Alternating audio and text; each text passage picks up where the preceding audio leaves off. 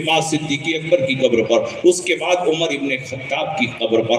لیکن جب سے حضرت عمر کی قبر بنی ہے، حضرت عائشہ صدیقہ آتی ہیں تو اپنے چہرے پر نقاب ڈال کے آتی ہیں، جسم کو چادر سے چھپا کر آتی ہیں. صحابہ نے پوچھا ام المومنین اس کی کیا وجہ ہے؟ سب سے پہلے حضور کی قبر بنی، آپ آتی رہیں، آپ کے چہرے پر نقاب نہیں آیا. اس کے بعد صدیق اکبر کی قبر بنی، آپ آتی رہیں، آپ کے چہرے پر نقاب نہیں آیا. لیکن جب سے عمر ابن خطاب دفن کیے گئے ہیں، اب آپ آتی ہیں تو آپ کے چہرے پر نقاب کیوں ہوتا ہے؟ پورے جسم کو چادر سے چھپا کر کیوں آتی ہیں؟ حضرت عائشہ صدیقہ کا جواب سنو اور مسلک اعلیٰ حضرت کی حقانیت کا مشاہدہ کرو.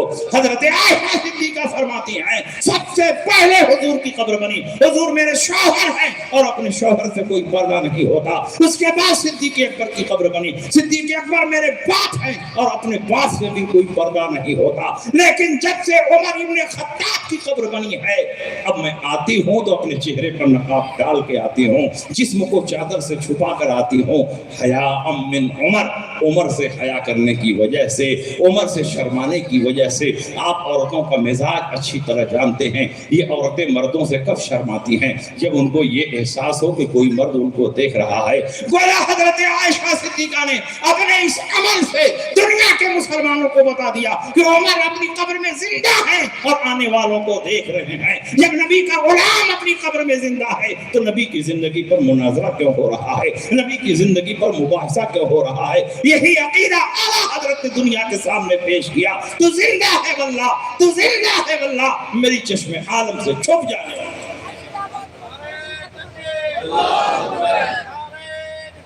یا رسول اللہ زندہ باد.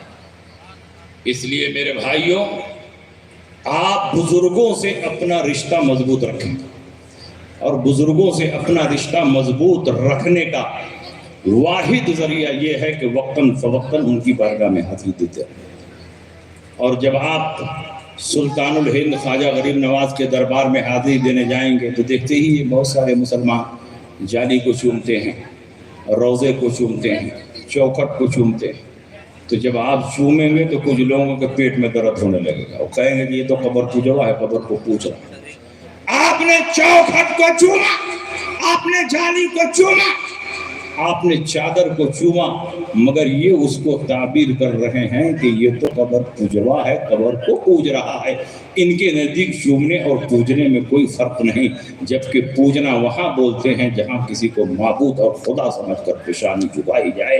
ایک سنی صحیح عقیدہ مسلمان ہر چند کے اولیاء اللہ کے مزارات پر جاتا ہے، ان کے کشف و کرامات، ان کی ریاضت اور مجاہدات کو تسلیم کرتا ہے، لیکن ہرگز ہرگز ان کو اللہ نہیں مانتا، اللہ کی مخلوق مانتا ہے، اللہ کا بندہ مانتا ہے، اللہ کا ولی مانتا ہے، اللہ کا محبوب مانتا ہے. عقیدے کی صراحت کے باوجود بھی چومنے کو پوجنا کہنا یہ تعصب ہے، تن نظری ہے، الزام تراشی ہے، حقائق سے چشم پوشی ہے. یہ تو کوئی سرفرا اور پاگل ہوگا جو کسی قبر پر پہنچنے کے بعد معاذ اللہ یہ تصور کرے کہ یہاں اللہ لیٹا ہوا ہے.